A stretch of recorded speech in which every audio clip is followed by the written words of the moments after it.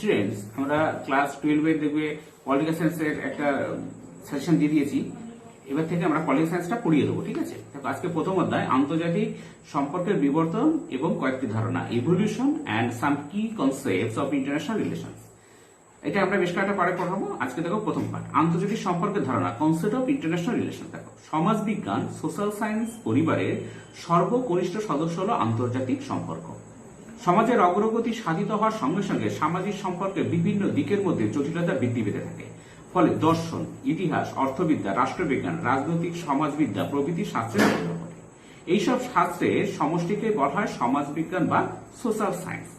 আন্তর্জাতিক রাজনীতি তথা আন্তর্জাতিক সম্পর্ক প্রথম দিকে রাষ্ট্রবিজ্ঞানের অন্তর্ভুক্ত ছিল, কিন্তু প্রথম বিশ্বযুদ্ধের পরবর্তী সময় একটি স্বতন্ত্র বিষয় হিসেবে আন্তর্জাতিক সম্পর্ককে গড়ে তোলার প্রচেষ্টা শুরু হলেও দ্বিতীয় বিশ্বযুদ্ধের পরবর্তী সময় একটি পঠন পাঠন ও গবেষণাযোগ্য বিষয় হিসেবে অর্থাৎ একটি পৃথক শাস্ত্রের মর্যাদা লাভ করতে সমর্থ হয়েছে বলে অনেক আন্তর্জাতিক সম্পর্ক বিশারদ অভিমত ব্যক্ত করেছে।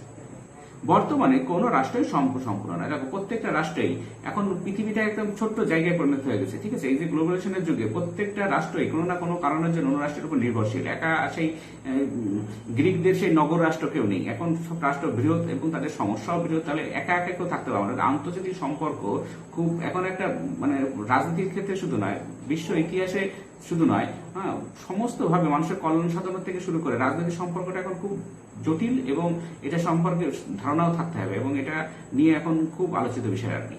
তাই তার পক্ষ এককভাবে জনসাধারণ কল্যাণ সাধন কিংবা শক্তিশালী রাষ্ট্রের আত্মপ্রকাশ করা সম্ভব নয়। কারণ যেহেতু কোনো রাষ্ট্রের স্বয়ংসম্পূর্ণ নিজেই সবকিছু স্বয়ংসম্পূর্ণ নয়, তাহলে তার পক্ষে বড় রাষ্ট্রের আত্মপ্রতিষ্ঠা করা সম্ভব নয়। এরূপ উপলব্ধি প্রতিটি রাষ্ট্রকে নিজের জাতীয় স্বার্থ রক্ষার প্রয়োজনে অন্যান্য রাষ্ট্রের সঙ্গে সম্পর্ক গড়ে তুলতে বাধ্য করে। একটা ছোট রাষ্ট্র কি করছে, তার অনেক কিছু দরকার বড় রাষ্ট্রের সাথে একটা সম্পর্ক গড়ে তুলছে, যার মানে সে তার থেকে সাহায্য নিতে পারে, ঠিক আছে? ধরো অস্ত্রশস্ত্র নিয়ে অন্য কোনো বৈদেশিক আক্রমণে, তাহলে তার যে সাথে যে রাষ্ট্রের সাথে তার সম্পর্ক হলো সেই রাষ্ট্র তার বিপদে থেকে সাহায্য করবে, ঠিক আছে? আর সেজন্যই প্রতিটি রাষ্ট্র তার পররাষ্ট্র নীতি গড়ে ওঠে। পররাষ্ট্র নীতি কথাটা বলছে পররাষ্ট্র নীতি, মানে অন্য অন্য রাষ্ট্রের সাথে তার কিভাবে কি নীতি দিয়ে তার সম্পর্ক হবে, এটাকে বলে পররাষ্ট্র নীতি। তাছাড়া জ্ঞান বিজ্ঞান ও প্রযুক্তিবিদ্যার অভাবনীয় উন্নতির ফলে অতি অল্প সময় বিশ্বের এক প্রান্ত থেকে অন্য প্রান্তে গমনাগমন কিংবা তার সঙ্গে সংযোগ স্থাপন সম্ভব হচ্ছে। আর এখন তো জ্ঞান বিজ্ঞানের যুগ, সারা বিশ্ব এখন ইন্টারনেটের মাধ্যমে সব সংযোগ আছে। আবার বিভিন্ন রাষ্ট্রের মধ্যে বিশ্ব রাজনীতির উপর নিয়ন্ত্রণ ও কর্তৃত্ব প্রতিষ্ঠার জন্য সুতীব্র প্রতিযোগিতার সূত্রপাত ঘটেছে। বলা বাহুল্য তা করতে গিয়ে রাষ্ট্রগুলি জোট গঠন করে নিজেদের শক্তিকে সুসংহত করার কাজে মনোনিবেশ করছে। যেন সেই রাষ্ট্রগুলি কি করছে, জোট গঠন করছে, একটা শক্তি জোট গঠন করছে। বিশেষত দ্বিতীয় বিশ্বযুদ্ধের পরবর্তী সময় মার্কিন যুক্তরাষ্ট্র তার 1823 সাল থেকে অনুষ্ঠিত মনরো নীতি অনুযায়ী নিজেকে বিশ্ব রাজনীতির অঙ্গ থেকে দূরে সরিয়ে রাখার সিদ্ধান্ত পরিত্যাগ করে। মনরো নীতি কি বলেছিলেন, মার্কিন যুক্তরাষ্ট্র কোনো কিছু যোগ দেবে না, কিন্তু সেইখান থেকে সরে আসে তারা। একমাত্র আণবিক শক্তির অধিকারী হিসেবে আবির্ভূত হয়েছিল। তাছাড়া রাষ্ট্রটি তদানীন্তন বিশ্বের একমাত্র সমাজতান্ত্রিক রাষ্ট্র সোভিয়েত ইউনিয়নের প্রভাব প্রতিপত্তি রোধ করার জন্য NATO, north Atlantic treaty organization, central treaty organization, সিআরটো, south east Asia treaty organization প্রভৃতি আঞ্চলিক শক্তিজোট গড়ে তুলেছিল, যাতে সোভিয়েত ইউনিয়ন, যেহেতু আমেরিকা হচ্ছে ধনতান্ত্রিক রাষ্ট্র, পুঁজিবাদী রাষ্ট্র, তাহলে সোভিয়েত ইউনিয়ন হচ্ছে সমাজতান্ত্রিক রাষ্ট্র। তাহলে সমাজতান্ত্রিক রাষ্ট্রের যদি বাড়বাড়ন্ত হয় তাহলে পুঁজিবাদী রাষ্ট্রের অসুবিধা হবে, তাহলে সেই সোভিয়েত ইউনিয়নকে ধ্বংস করার জন্য এইগুলো সব করেছিল। অন্যদিকে আত্মরক্ষার প্রয়োজনে সোভিয়েত ইউনিয়নও সমাজতান্ত্রিক রাষ্ট্রগুলির সঙ্গে সম্পাদন করেছিল ওয়ারের চুক্তি। ওরাও পিছিয়ে নেই, ওরাও সমাজ যেসব ওদের মতাদর্শের সাথে মিল আছে তার সঙ্গে মিলে তারা কি করলো, ওয়ারের চুক্তি করলো। এইভাবে বিশ্ব রাজনীতির মঞ্চ ক্ষমতার রাজনীতি মঞ্চে রূপান্তর, দুটো ভাগ হয়ে গেল, একটা ধনতান্ত্রিক একটা সমাজতান্ত্রিক। কিন্তু ভারত, ইন্দোনেশিয়া, ঘানা প্রভৃতি রাষ্ট্রের নেতৃবৃন্দ এই দুটি শক্তি জোটে যোগদান না করে যে আন্দোলন গড়ে তুলেছিল তার জোট নিরপেক্ষ আন্দোলন, নন অ্যালাইন মুভমেন্ট নামে পরিচিত। এটা জোট নিরপেক্ষ, মানে আমরা কোনো শক্তি জোট, এই শক্তি জোটের মধ্যে আমরা নেই, আমরা একটা আলাদা শক্তি জোট। জোট নিরপেক্ষ মানে আমরা এই দুটো শক্তি জোটের মধ্যে নেই, ঠিক আছে? আন্তর্জাতিক সম্পর্ক কেবল পূর্বোক্ত রাষ্ট্রীয় কর্মকর্তাদের স্টেট অ্যাক্টরস নিয়ে আলোচনা ও বিশ্লেষণ করে না, সেই সঙ্গে অরাষ্ট্রীয় কর্মকর্তাদের নন স্টেট অ্যাক্টরস নিয়েও আলোচনা করে। জাতিসংঘ, লিগ অব নেশনস, সম্মিলিত জাতিপুঞ্জ অর্থাৎ রাষ্ট্রসংঘ, ইউনাইটেড নেশনস, আঞ্চলিক সংস্থাসমূহ, রিজিওনাল অর্গানাইজেশনস, সামরিক ও অর্থনৈতিক জোট, মিলিটারি অ্যান্ড ইকোনমিক ইউনিয়ন, বহুজাতিক সংস্থা, মাল্টি ন্যাশনাল অর্গানাইজেশন, রাষ্ট্রীয় সীমানা অতিক্রমকারী নিগম, ট্রান্সন্যাশনাল কর্পোরেশন, ব্যক্তি বা ইন্ডিভিজুয়াল প্রভৃতি হল অরাষ্ট্রীয় কর্মকর্তাদের উদাহরণ। এটা সব অরাষ্ট্রীয় সংস্থা আর কি। বর্তমানে আন্তর্জাতিক ক্ষেত্রে এদের ক্রিয়াকলাপ অস্বাভাবিকভাবে বৃদ্ধি পাওয়ার ফলে রাষ্ট্রীয় কর্মকর্তাদের ভূমিকা পূর্বাপেক্ষা অনেকখানি হ্রাস পেয়েছে বলে হফম্যান, মোর্স, কুপার, ব্রাউন প্রমুখ আন্তর্জাতিক সম্পর্ক বিশারদরা মনে করেন। আবার হলস্টি বলেছেন যে জাতীয় রাষ্ট্রসমূহের স্বাধীনতা, সার্বভৌমিকতা ও ভূখণ্ডগত বৈশিষ্ট্যের যথেষ্ট গুরুত্ব সত্ত্বেও সাম্প্রতিককালের রাজনৈতিক, অর্থনৈতিক ও প্রযুক্তিগত পরিবর্তন এসব রাষ্ট্রের কর্মক্ষেপের পরিধির মধ্যে বহিঃশক্তির অনুপ্রবেশের পথ উন্মুক্ত করে দিয়েছে এবং কোন কোন ক্ষেত্রে রাষ্ট্র বাহ্যিক নিয়ন্ত্রণের লক্ষ্যবস্তুতে পরিণত হচ্ছে। কেলম্যান এর মধ্যে আন্তর্জাতিক রাজনীতির বিশ্লেষণে জাতীয় রাষ্ট্রসমূহ এখনো প্রধান বিবেচ্য বিষয় হল ব্যক্তি রাষ্ট্রীয় কার্যকলাপের কেন্দ্রবিন্দুতে চলে এসেছে। বিশ্বব্যাপী এইসব পরিবর্তন সম্পর্কে উদাসীন থাকলে আমাদের কূপমণ্ডূকতা দোষে দুষ্ট বলে চিহ্নিত করা হবে। সর্বোপরি বিশ্বায়নের যুগে আমাদের দৃষ্টিকে বিশ্বব্যাপী সম্প্রসারিত করতে না পারলে একটি রাষ্ট্রের সুনাগরিক হিসেবে বিবেচিত হওয়ার যোগ্যতা আমরা হারিয়ে ফেলব। বলা বাহুল্য, বিশ্ব রাজনীতির পূর্বোক্ত মৌলিক পরিবর্তন সমূহ এবং জটিলতা সম্পর্কে সম্যকভাবে অবহিত হতে গেলে আন্তর্জাতিক সম্পর্ক নামক বিষয়টির উপর আমাদের যথেষ্ট পরিমাণে নির্ভর করতে হবে। এবার দেখো, আন্তর্জাতিক সম্পর্কে বিভিন্ন সংজ্ঞা। আর রাষ্ট্রবিজ্ঞান আমি আগেও বলেছি, 11 পড়া যখন পড়িয়েছিলাম, দেখবে রাষ্ট্রবিজ্ঞানরা অনেক সংজ্ঞা দিয়ে থাকে, কিন্তু আমাদের দু একটা সংজ্ঞা মুখস্থ করলে যথেষ্ট। বর্তমানে আন্তর্জাতিক সম্পর্ক একটি পৃথক রাষ্ট্রের মর্যাদা লাভ করলেও তার কোনো সুনির্দিষ্ট সর্বজনগ্রাহ্য সংজ্ঞা নেই। এ প্রসঙ্গে মন্তব্য করতে গিয়ে স্ট্যানলি হফম্যান বলেছেন যে রাষ্ট্রবিজ্ঞানের মতো আন্তর্জাতিক সম্পর্কের সাম্প্রতিক সংজ্ঞাকে কেন্দ্র করে যথেষ্ট বিভ্রান্তি রয়েছে। তাই আলোচ্য বিষয় হিসেবে আন্তর্জাতিক সম্পর্কে এখনো সুষ্ঠু ও সুঠাম রূপ পরিগ্রহ করতে পারেনি। তাছাড়া আন্তর্জাতিক সম্পর্কের সংজ্ঞা নির্ধারণের অন্যতম প্রধান সমস্যা হল আন্তর্জাতিক সম্পর্ককে অনেক সময় বিশ্ব রাজনীতি, ওয়ার্ল্ড পলিটিক্স ও আন্তর্জাতিক রাজনীতি, ইন্টারন্যাশনাল পলিটিক্সের সমার্থক বলে মনে করা হয়। দুটো কিন্তু আলাদা শব্দ। দেখো, ওয়ার্ল্ড আর ইন্টারন্যাশনাল দুটো শব্দকে আলাদা। এফএস ডান জাতীয় সীমানার বাইরে প্রকৃত সম্পর্ক, অ্যাকচুয়াল রিলেশন বা এরূপ সম্পর্ক বিষয়ে একটি নির্দিষ্ট সময়ে গড়ে ওঠা জ্ঞানের সমষ্টি, বডি অফ নলেজকে আন্তর্জাতিক সম্পর্ক বলে চিহ্নিত করেছেন। হার্টম্যান এর মতে আন্তর্জাতিক সম্পর্ক হলো এমন একটি বিষয় যা বিভিন্ন রাষ্ট্রের জাতীয় স্বার্থের মধ্যে সামঞ্জস্য বিধানের প্রক্রিয়া নিয়ে আলোচনা করে, মানে কিভাবে তারা একে অন্য থেকে সামঞ্জস্য বিধান থাকবে সে নিয়ে। কিন্তু কুইন্সলি রাইট এর সংজ্ঞাকে সংকীর্ণতা দোষে দুষ্ট বলে মনে করেন। তার মতে অনিশ্চিত সার্বভৌমিকতার অধিকারী সংগঠনগুলিকে নিয়ে যে স্বার্থ আলোচনা করে তাকে আন্তর্জাতিক সম্পর্ক বলে। বিভিন্ন রাষ্ট্রের অন্তর্গত ব্যক্তিবর্গের সম্পর্ক নিয়ে আন্তর্জাতিক সম্পর্ক আলোচনা করে বলে নিকোলাস স্পাইকম্যান অভিমত ব্যক্ত করেছেন। হফম্যান একটি কার্যকারী ও খুব ছোটা সংকীর্ণতা মুক্ত সংজ্ঞা প্রদান করেছেন। তার মতে বিশ্ব যেসব মূল এককে বিভক্ত তাদের বহির্বিষয়ক নীতি ও শক্তিকে প্রভাবিত করতে সক্ষম উপাদানসমূহ ও কার্যাবলী নিয়ে আন্তর্জাতিক সম্পর্ক আলোচনা করে। পামার ও পার্কিন্স বলেছেন বিশ্বের সব মানুষ ও গোষ্ঠীর যাবতীয় সম্পর্ক, মনুষ্য জীবন, তাদের কার্যকলাপ ও চিন্তার প্রকৃতির নিয়ন্ত্রণকারী শক্তি, চাপ ও প্রক্রিয়া নিয়ে আন্তর্জাতিক সম্পর্ক আলোচনা করে থাকে। তারা রাজনৈতিক ও অরাজনৈতিক বিষয়গুলিকে আন্তর্জাতিক সম্পর্ক আলোচনার অন্তর্ভুক্ত করেছে। কেজে হলস্টি এর মতে সাধারণভাবে নিয়মিত প্রক্রিয়া অনুসারে পরস্পরের উপর ক্রিয়াশীল স্বাধীন রাজনৈতিক শর্তাবলীকে নিয়ে গঠিত আন্তর্জাতিক ব্যবস্থার পর্যালোচনাকে আন্তর্জাতিক সম্পর্ক বলে। জন হাউস্টন বলেছেন যে আন্তর্জাতিক সম্পর্ক এমন একটি বিষয় যা আন্তর্জাতিক সম্মেলন, কূটনীতিবিদদের গমনাগমন, চুক্তি সম্পাদন, সৈন্যবাহিনী নিয়োগ এবং আন্তর্জাতিক বাণিজ্যের অবাধ প্রসার সহ বহু ও বিচিত্র বিষয় নিয়ে আলোচনা করে। বিভিন্ন মানব গোষ্ঠীর ভাবধারা ও মতাদর্শ এইসব বিষয়ের অন্তর্ভুক্ত। এবার দেখো, এতগুলো তো সংজ্ঞা আছে, কিন্তু এইসব বিভিন্ন সংজ্ঞা থেকে আমরা একটা সাধারণ সংজ্ঞা পড়তে পারি এবং আমাদের এই সাধারণ সংজ্ঞাটাই পরীক্ষায় আসে এবং এটা মুখস্থ করতে হয়। আন্তর্জাতিক সম্পর্কে একটা সাধারণ সংজ্ঞা দাও, ঠিক আছে, অথবা আন্তর্জাতিক সম্পর্কের সংজ্ঞা নির্ধারণ করো। যখন বলা হয় আন্তর্জাতিক সম্পর্কের সংজ্ঞা নির্ধারণ করো, তখন এই উপরের সংজ্ঞা থেকে একটু একটু দিয়ে দেখবে, এতে আমরা একটা নোট দিয়েও দিয়েছি। আর আন্তর্জাতিক সম্পর্কের সাধারণ সংজ্ঞা কি? উপরিউক্ত সংজ্ঞাগুলির ভিত্তিতে আন্তর্জাতিক সম্পর্কে একটি সাধারণ সংজ্ঞা নির্দেশ করা যেতে পারে। আন্তর্জাতিক সম্পর্ক হলো এমন একটি বিষয় যা বিভিন্ন রাষ্ট্রের মধ্যে পারস্পরিক সম্পর্ক, অরাষ্ট্রীয় সংস্থা ও প্রতিষ্ঠান, ক্ষমতা, রাজনৈতিক মতাদর্শ, যুদ্ধ ও শান্তি, নিরস্ত্রীকরণ, আন্তর্জাতিক সংগঠন, স্বার্থগোষ্ঠী, জনমত, প্রচার, কূটনীতি, বিশ্ব বাণিজ্য, সন্ত্রাসবাদ, বিশ্ব পরিবেশ প্রভৃতির মতো প্রায় প্রতিটি গুরুত্বপূর্ণ বিষয় নিয়ে আলোচনা করে। তাহলে এই সংজ্ঞাটা আমাদের বুঝতে হবে। আবার বলছি শোনো, আন্তর্জাতিক সম্পর্ক হলো এমন একটি বিষয় যা বিভিন্ন রাষ্ট্রের মধ্যে পারস্পরিক সম্পর্ক, অরাষ্ট্রীয় সংস্থা ও প্রতিষ্ঠান, ক্ষমতা, রাজনৈতিক মতাদর্শ, যুদ্ধ, শান্তি, নিরস্ত্রীকরণ, আন্তর্জাতিক সংগঠন, স্বার্থগোষ্ঠী, জনমত, প্রচার, কূটনীতি, বিশ্ব বাণিজ্য, সন্ত্রাসবাদ, বিশ্ব পরিবেশ প্রভৃতির মতো প্রায় প্রতিটি গুরুত্বপূর্ণ বিষয় নিয়ে আলোচনা করে।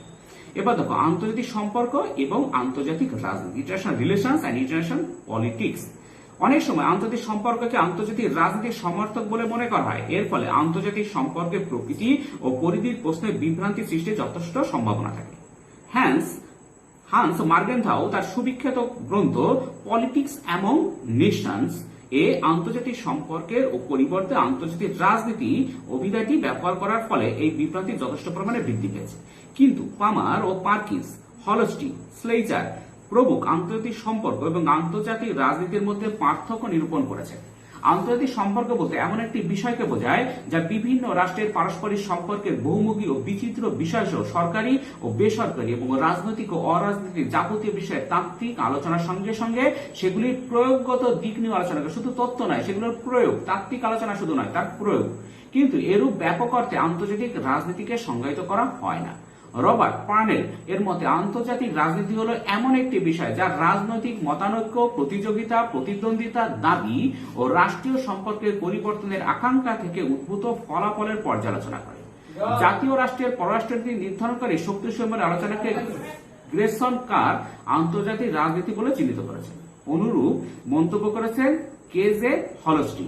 তার মতে আন্তর্জাতিক রাজনীতির আলোচনা ক্ষেত্রের পরিধি বিভিন্ন রাষ্ট্রের পররাষ্ট্রনীতি সংক্রান্ত আলোচনার মধ্যে সীমাবদ্ধ থাকে। সিসিল ভি ক্রাফট 7টি বিষয়কে আন্তর্জাতিক রাজনীতির আলোচ্য বিষয়সূচির অন্তর্ভুক্ত করছে। এগুলো হলো: 1 হচ্ছে রাষ্ট্রের অস্তিত্ব বজায় রাখার উপায়, 2 রাষ্ট্রের লক্ষ্য নির্ধারণের উপায়, 3 নিজেদের লক্ষ্য পূরণের জন্য রাষ্ট্রসমূহ কর্তৃক অনুসৃত পদ্ধতি, 4 নিজেদের লক্ষ্য পূরণের জন্য রাষ্ট্রসমূহ কর্তৃক অনুসৃত কর্মসূচি নির্ধারণের প্রক্রিয়া, 5 নিজের লক্ষ্য পূরণের পথে প্রতিবন্ধকতাগুলি অপসারণের পদ্ধতি, 6 জাতীয় লক্ষ্য পূরণের জন্য রাষ্ট্রসমূহের মধ্যে পারস্পরিক সহযোগিতা ও বিরোধিতামূলক সম্পর্ক স্থাপনের প্রক্রিয়া এবং 7 সমাজের লক্ষ্য পূরণের জন্য রাষ্ট্রের ভূমিকার পরিবর্তন প্রক্রিয়া। এবার দেখো আন্তর্জাতিক সম্পর্ক আন্তর্জাতিক রাজনীতির মধ্যে পার্থক্য কি। উপরিউক্ত আলোচনার ভিত্তিতে আন্তর্জাতিক সম্পর্ক এবং আন্তর্জাতিক রাজনীতির মধ্যে যে পার্থক্য রয়েছে সেগুলো বিশেষ গুরুত্বপূর্ণ। 1 হচ্ছে পরিধিগত পার্থক্য। দেখো আন্তর্জাতিক রাজনীতির আলোচনা ক্ষেত্রের পরিধি অপেক্ষা আন্তর্জাতিক সম্পর্কের আলোচনা ক্ষেত্রের পরিধি অনেক ব্যাপক। আন্তর্জাতিক সম্পর্ক বহু ও বিভিন্ন বিষয় নিয়ে আলোচনা করে। রাজনৈতিক ও কূটনৈতিক বিষয়গুলো যেমন আলোচ্য বিষয়সূচির অন্তর্ভুক্ত, তেমনি অর্থনৈতিক, সামাজিক, সাংস্কৃতিক, পরিবেশ সংক্রান্ত এবং অন্যান্য বিষয় তার আলোচনা ক্ষেত্রের মধ্যে পড়ে। তাছাড়া অরাজনৈতিক বিষয়গুলো এর অন্তর্ভুক্ত। কিন্তু আন্তর্জাতিক রাজনীতি কেবল রাজনৈতিক বিষয় নিয়ে আলোচনার পক্ষপাতী। অর্থনৈতিক, সামাজিক, সাংস্কৃতিক প্রভৃতি সম্পর্কে নিয়ে তা মাথা ঘামায় না। এ প্রসঙ্গে মন্তব্য করতে গিয়ে পামার ও পার্কিন্স বলেছেন যে আন্তর্জাতিক রাজনীতির তুলনায় আন্তর্জাতিক সম্পর্ক অনেক বেশি ব্যাপক, কারণ রাজনৈতিক ও অরাজনৈতিক উভয় ধরনের বিষয় নিয়ে তা আলোচনা করে।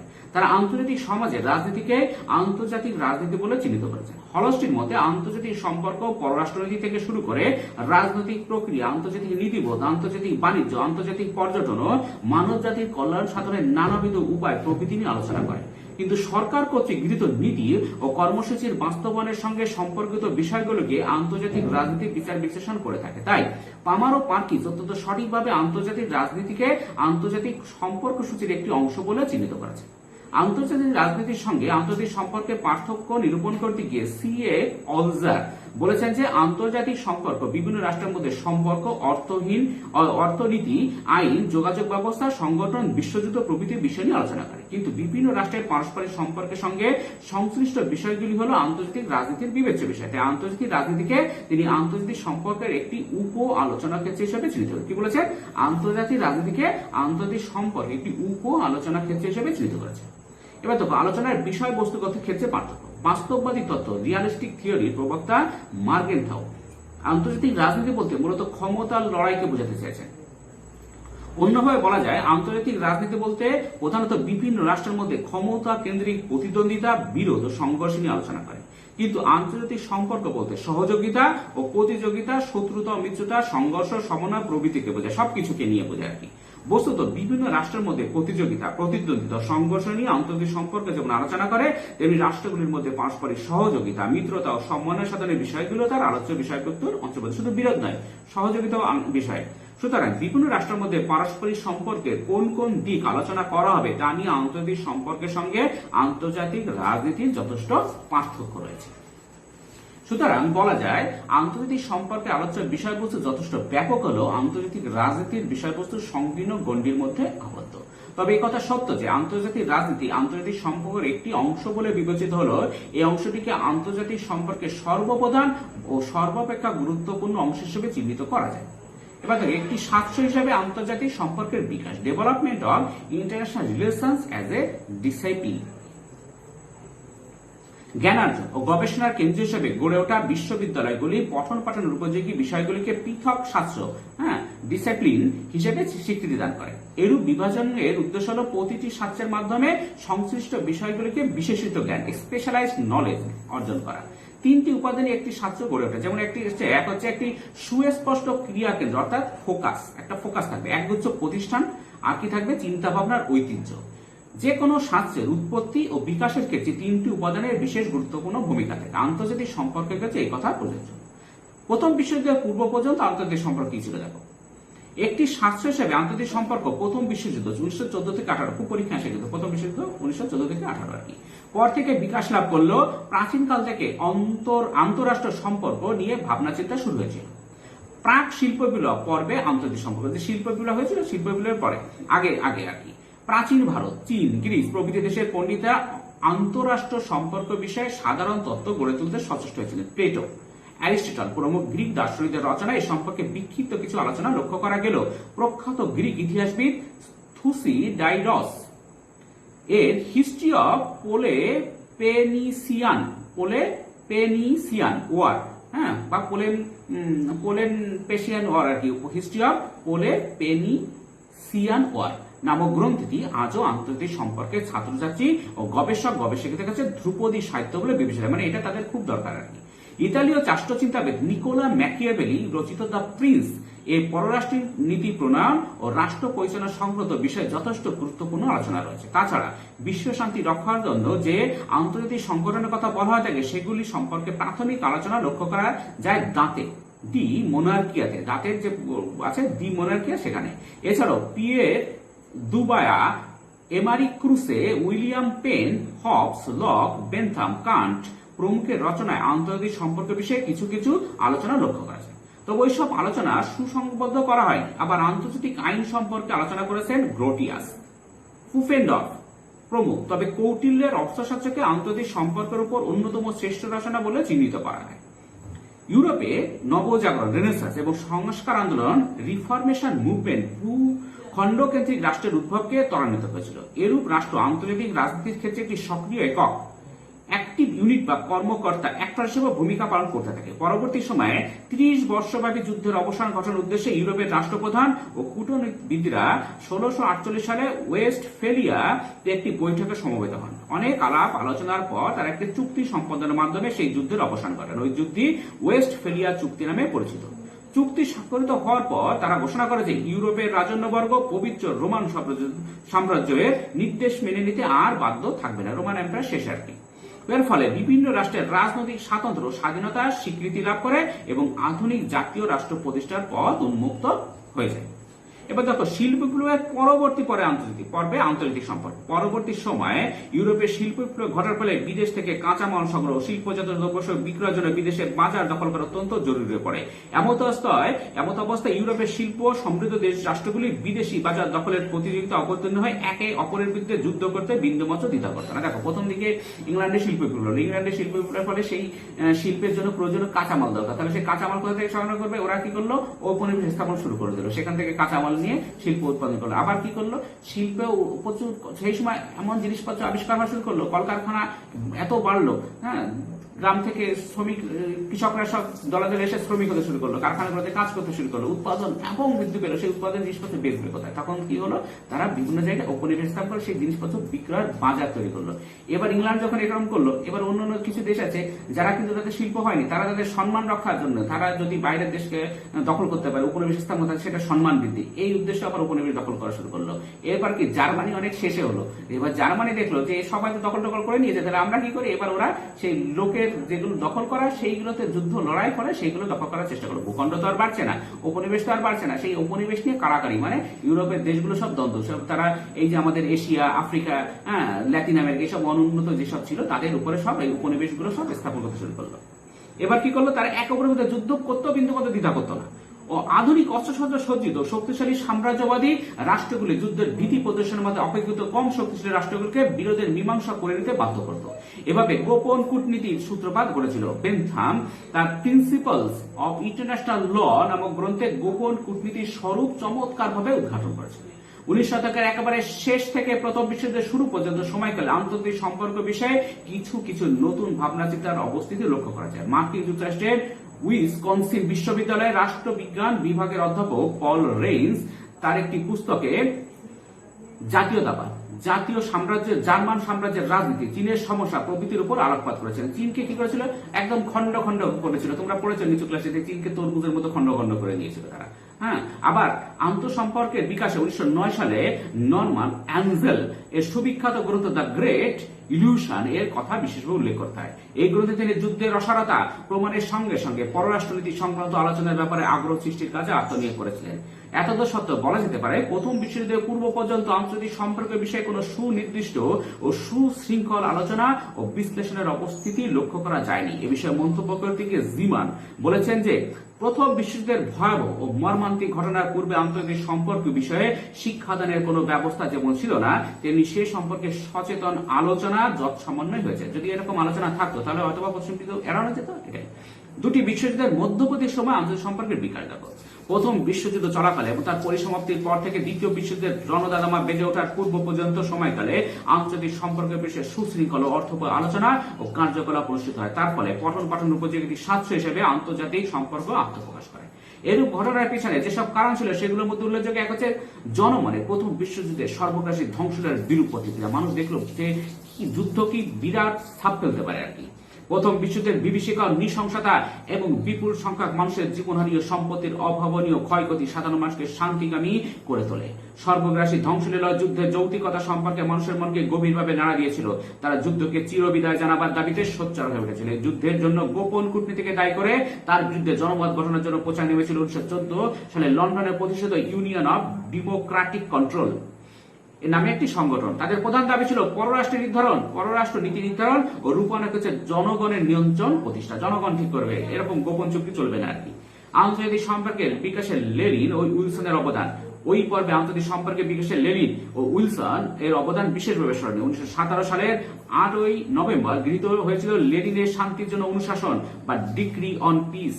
এতে বলা হয় যে সোভিয়েত ইউনিয়ন সরকার গোপন কূটনীতির বিলোপ সাধন করে সমগ্র জনগণের সামনে প্রকাশ্যভাবে যাবতীয় আপোষ মীমাংসা করার ব্যাপারে তার দৃঢ় সংকল্পের কথা ঘোষণা করছে। সেই সঙ্গে সরকার প্রথম বিশ্বযুদ্ধের সময় মিত্র শক্তিগুলির মধ্যে যেসব গোপন চুক্তি সম্পাদিত হয়েছিল জনসাধারণের জ্ঞাতার্থে সেগুলি প্রকাশ করা যায়, যে কি কি গোপন চুক্তি হয়েছিল সব প্রকাশ করা যায়।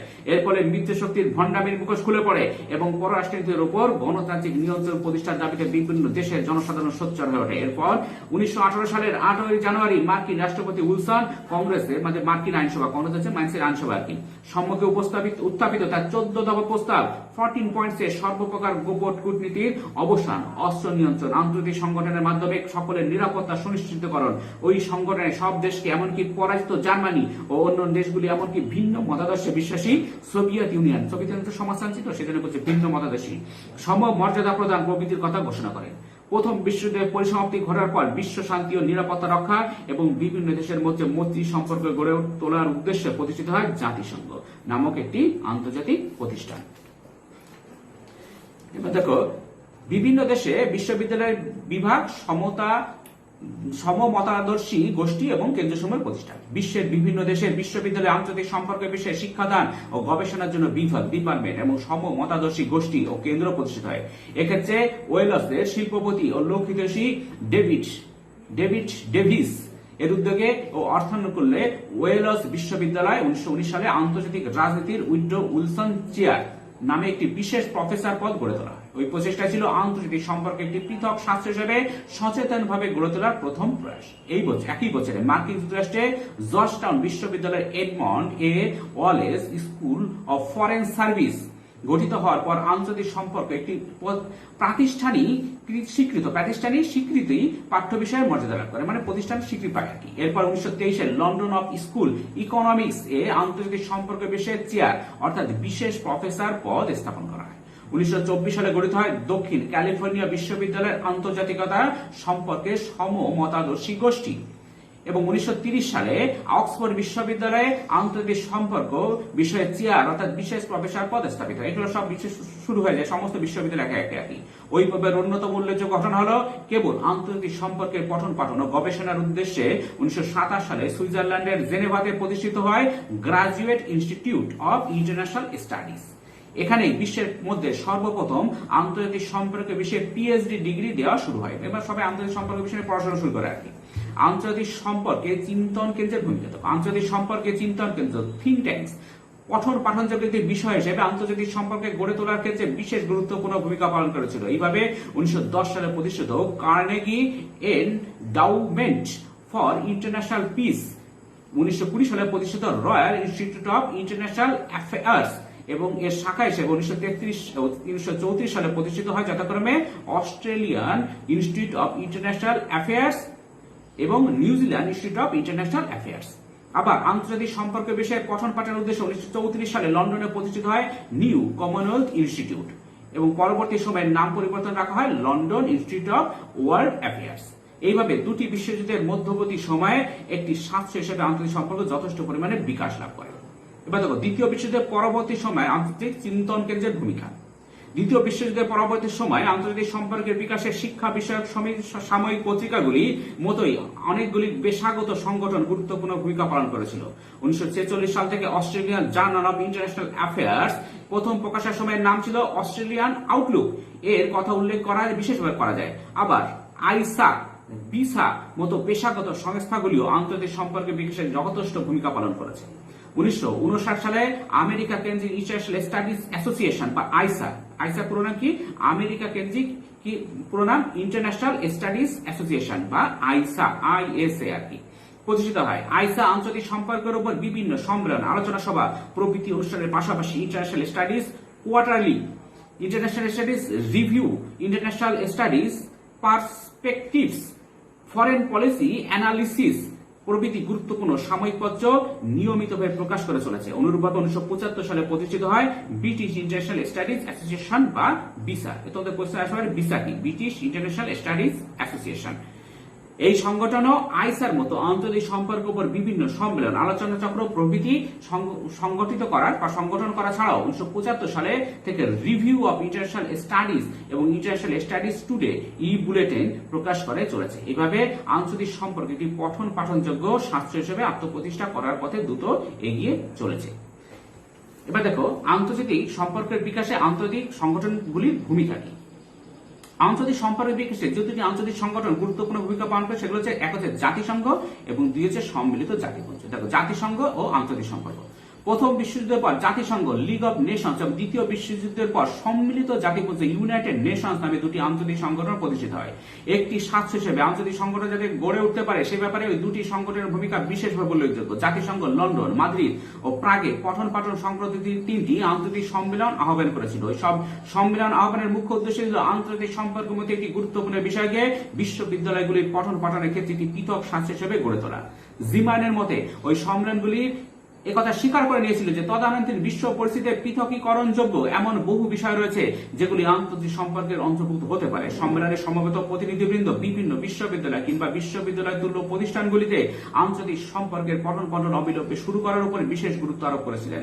আধুনিক বিশ্বে আন্তর্জাতিক সম্পর্কের পঠন পাঠনের বিষয়গুলিকে চিহ্নিত করার উপরে তারা নজর দিয়েছিলেন। জাতিসংঘের পরিষদ ও কাউন্সিল ও সভা অ্যাসেম্বলি পররাষ্ট্র নীতি সম্পর্কে প্রকাশ্য আলোচনার সময় জনসাধারণের প্রয়োজনীয়তা ও ইচ্ছা অনিচ্ছার প্রতি সংবেদনশীল হওয়ার জন্য বিভিন্ন দেশের পররাষ্ট্র মন্ত্রীদের অনুরোধ জানানো হয়। তাছাড়া ওই আলোচনার সময় অধিকতর যুক্তিসঙ্গতভাবে জাতীয় স্বার্থ ন্যাশনাল ইন্টারেস্টে সংজ্ঞা প্রদান করা হয়েছিল।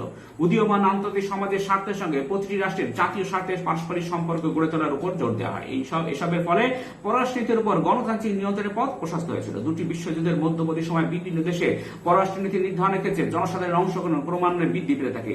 তবে এই কথা সত্য যে 1929 সাল পর্যন্ত আন্তর্জাতিক সম্পর্ক কেবল স্বাধীন ও সার্বভৌম রাষ্ট্রগুলির সম্পর্ক আলোচনা ও বিশ্লেষণের মধ্যে নিজেকে সীমাবদ্ধ রেখেছিল। কিন্তু 1929 সাল থেকে মার্কিন যুক্তরাষ্ট্র অর্থনৈতিক যে বিরাট মন্দা, গ্রেট ডিপ্রেশন শুরু হয়েছিল, তার নেতিবাচক প্রভাব ইউরোপের দেশগুলি ছাড়াও ক্রমশ সমগ্র বিশ্বে ছড়িয়ে পড়েছিল। 1933 সালে জার্মানিতে হিটলারের অভ্যুত্থানের অন্যতম কারণ হিসেবে ওই বিশ্বব্যাপী মন্দাকে চিহ্নিত করা হয়। এরপর 1939 সালে শুরু হয় দ্বিতীয় বিশ্বযুদ্ধ। ওই সময় অভ্যন্তরীণ ও বৈদেশিক সম্পর্ক এর মধ্যেকার পার্থক্য কার্যত মুছে যায়, কারণ একে অপরের ক্রমবর্ধমান প্রভাব থেকে মুক্ত থাকতে পারেনি। এবার দেখো 2, সম্মিলিত জাতিপুঞ্জ আন্তর্জাতিক সম্পর্ক।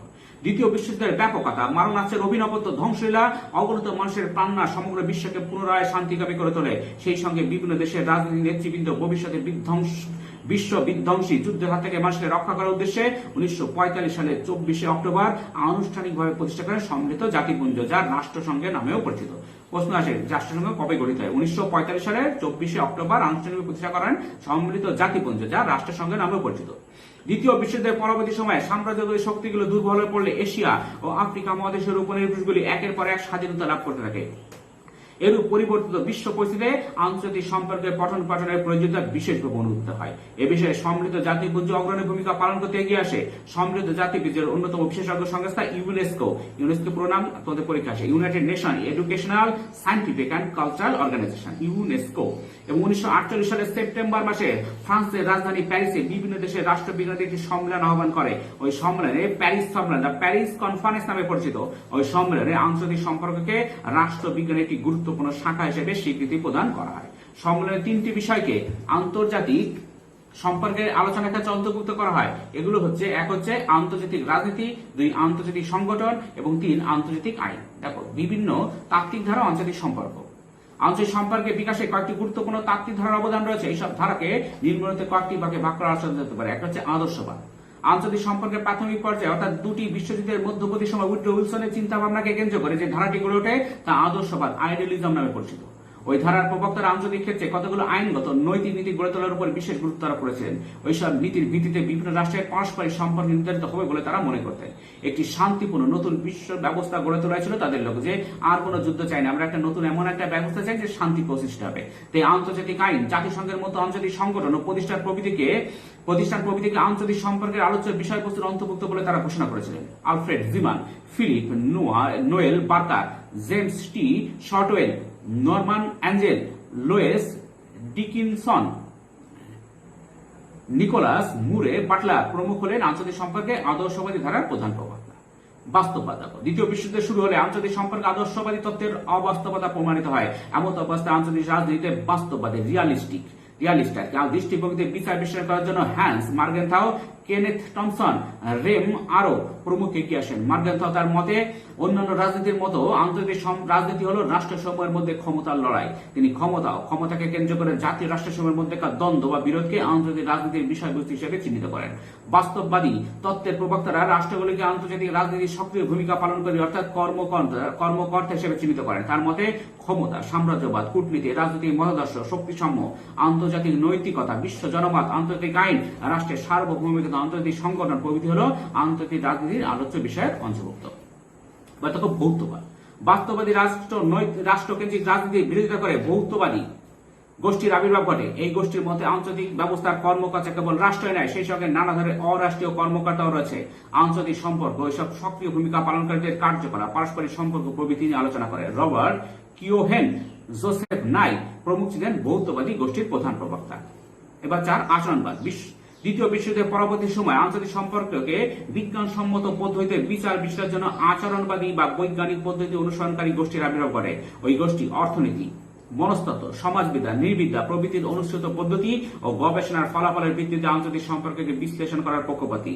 কার্ল ডয়েস, ডেভিড ইস্টন, জন বার্টন, মর্টন ক্যাপলান, রিচার্ড স্লাইডার প্রমুখ এই গোষ্ঠীর অন্তর্ভুক্ত। আন্তর্জাতিক সম্পর্কে বিষয়বস্তু সম্পর্কে বৈজ্ঞানিক দৃষ্টিভঙ্গির প্রবক্তাদের অভিমত বার্টনের বক্তব্যের মধ্যে চমৎকারভাবে ফুটে উঠেছে। তিনি বলেছেন যে আন্তর্জাতিক সম্পর্কে আলোচনা ক্ষেত্র একদিকে যেমন সংকীর্ণ, অন্যদিকে তেমনি ব্যাপকতর হয়ে উঠেছে। আন্তর্জাতিক সম্পর্কে আলোচনা ক্ষেত্রের মধ্য থেকে আন্তঃরাষ্ট্র সম্পর্কে অনেক বিষয়কে বাদ দেওয়ার ফলে তা সংকীর্ণ হয়ে পড়েছে।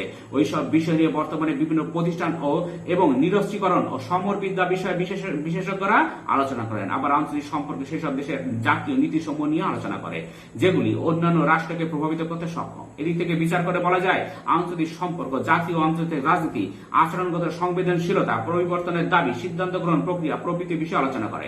এইসব বিষয়কে সাবেকি অর্থাৎ সনাতনপন্থী বাস্তববাদীরা উপেক্ষা করে থাকে। এবার হচ্ছে কাঠামোবাদ।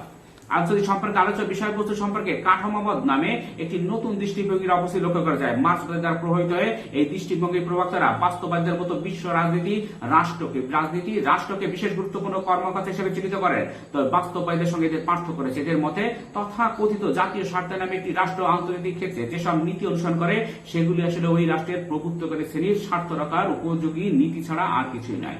জাতীয় সীমানা অতিক্রম করে আন্তর্জাতিক ক্ষেত্রে ওইসব শ্রেণী রাজনৈতিক অর্থনৈতিক দিক থেকে বিশ্বব্যাপী প্রাধান্য বিস্তারের চেষ্টায় সচেষ্ট হয়। সুতরাং শ্রেণীগুলি হলো আন্তর্জাতিক ব্যবস্থার প্রকৃত কর্মকর্তা। বিভিন্ন রাষ্ট্রের মধ্যেকার সম্পর্কে কাঠামোবাদীরা শোষক ও শোষিত রাষ্ট্রের মানদণ্ডে বিচার বিশ্লেষণ করেন।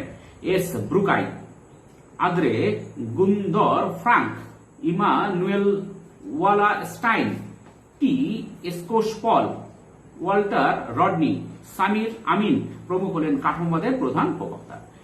20 শতকের 60-এর দশকের শেষ দিকে ফ্রাঙ্কের অনুন্নয়নের উন্নয়ন, ডেভেলপমেন্ট অফ আন্ডার ডেভেলপমেন্ট, এবং 70-এর দশকের প্রথম দিকে ওয়ালার স্টাইনের বিশ্ব ব্যবস্থা তত্ত্ব, ওয়ার্ল্ড সিস্টেম থিওরি প্রভৃতি নয়া মার্ক্সীয় তত্ত্ব হিসেবে পরিচিত লাভ করে। তবে প্রথম দিকে আন্তর্জাতিক সম্পর্কের ক্ষেত্রে বিশেষ গুরুত্ব না পেলেও পরবর্তী সময়ে মার্ক্সীয় ও নয়া মার্ক্সীয় তত্ত্ব আন্তর্জাতিক রাজনীতির অর্থনীতি এবং সমালোচনামূলক তত্ত্ব এর পরিপ্রেক্ষিত রচনার কাজে বিশেষ গুরুত্বপূর্ণ ভূমিকা পালন করেছিল। এবার দেখো নয়া উদারনীতিবাদ।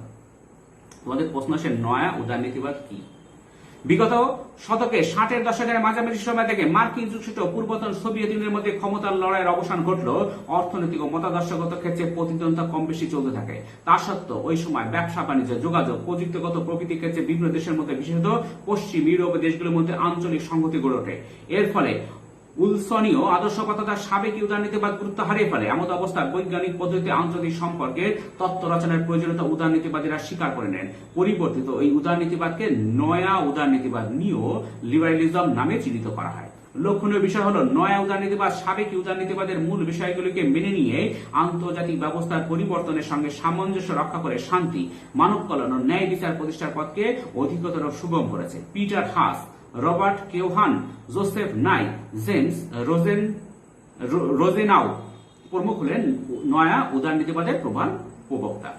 এবার দেখো নয়া বাস্তববাদ। নয়া উদারনীতিবাদ আবির্ভাবের ফলে বাস্তববাদীদের ক্ষমতা তত্ত্ব চ্যালেঞ্জের সম্মুখীন হয়। কারণ ইতিমধ্যে বিশ্ব রাজনীতির পরিবর্তন ঘটার ফলে ক্ষমতার প্রতিযোগিতার পরিবর্তে শান্তি প্রতিষ্ঠা এবং পারস্পরিক নির্ভরশীলতার উপর রাষ্ট্রগুলি অনেক বেশি গুরুত্ব আরোপ করতে থাকে। তাছাড়া বহুজাতিক সংস্থার মতো অরাষ্ট্রীয় সংস্থাগুলি আন্তর্জাতিক রাজনীতির গতিপ্রকৃতিকে যথেষ্ট পরিমাণে প্রভাবিত করতে সমর্থ হয়। রাষ্ট্রের সার্বভৌমিকতা কিছুটা পরিমাণে হ্রাস পায়। এমত অবস্থায় কেনেথ ওয়ালাস 1990 সালে প্রকাশিত তার একটি প্রবন্ধ রিয়েলিস্ট থট অ্যান্ড নিও রিয়েলিস্ট থিওরি এর পুরনো বা ওল্ড বাস্তববাদের পরিবর্তন ও পরিমার্জনের কাজে আত্মনিয়োগ করেন। এইভাবে নয়া বাস্তববাদী তত্ত্বের আবির্ভাব ঘটে। ওয়ালাজের মতে নয়া বাস্তববাদের 4টি বৈশিষ্ট্য রয়েছে। এগুলো হলো: 1, আন্তর্জাতিক রাজনৈতিক ব্যবস্থাটি হলো একটি দ্বি-স্তর বিশিষ্ট সামগ্রিক ব্যবস্থা। এই দুটি স্তর হলো, এক হচ্ছে কাঠামোগত স্তর এবং বি হচ্ছে অনেকগুলি এককের স্তর। এই দুটি স্তরের মধ্যে স্বাতন্ত্র্যের পাশাপাশি পারস্পরিক মিথস্ক্রিয়া লক্ষ্য করা যায়। কাঠামো বলতে এমন একটি প্রেক্ষিত ও পরিবেশকে বোঝায় যার মধ্যে সামাজিক, অর্থনৈতিক ও রাজনৈতিক ঘটনাগুলি সংঘটিত ও প্রকাশিত হয়ে থাকে। এই কাঠামো হলো আন্তর্জাতিক সম্পর্কের আলোচনা ও বিশ্লেষণের মূল চাবিকাঠি। 2, আন্তর্জাতিক রাজনীতি বিশ্লেষণের সময় নয়া বাস্তববাদ কাঠামোর ফলাফল বিচার বিশ্লেষণের সময় অবরোহী পদ্ধতি অনুসরণ করে থাকে। 3, নয়া বাস্তববাদ ক্ষমতাকে লক্ষ্যে উপনীত হওয়ার একটি উপায় বলেই মনে করে। নয়া বাস্তববাদের কাছে রাষ্ট্রের মূল লক্ষ্য হলো নিরাপত্তা সুনিশ্চিতকরণ। 4, আন্তর্জাতিক রাজনৈতিক ব্যবস্থার কাঠামোকে কিভাবে একক থেকে পৃথক করা যায় এবং এই কাঠামো কিভাবে বিভিন্ন এককে প্রভাবিত করে এই দুই সমস্যার সমাধানই করা হলো নয়া বাস্তববাদীর কাছে সর্বাপেক্ষা গুরুত্বপূর্ণ বিষয়। উপসংহার দেখো, একটি ছাত্র হিসেবে আন্তর্জাতিক সম্পর্ক গড়ে ওঠার পেছনে উপরিক্ত তথ্যগুলির এবং সেগুলির মধ্যে পারস্পরিক মতবিরোধ অবদানকে কোনো মতে উপেক্ষা বা অস্বীকার করা যায় না। তাই সেই সঙ্গে সাম্প্রতিককালের নারীবাদী তত্ত্ব, ফেমিনিস্ট থিওরি, উত্তর আধুনিকতাবাদী তত্ত্ব, পোস্ট মডার্নিস্ট থিওরি, উত্তর ঔপনিবেশিকতাবাদী, পোস্ট কলোনিয়ালিস্ট থিওরি, উত্তর সমাজতন্ত্রবাদী তত্ত্ব, পোস্ট সোশ্যালিস্ট থিওরি প্রভৃতি একটি পঠন পাঠনের উপযোগী শাস্ত্র হিসেবে আন্তর্জাতিক সম্পর্কের বিকাশে যে ইতিবাচক ভূমিকা পালন করেছে তা বলাই ভালো। স্টুডেন্টস, আজকে এই পর্যন্তই। এটা তোমরা বেশ কয়েকবার শুনতে থাকো। Thank you very much for watching.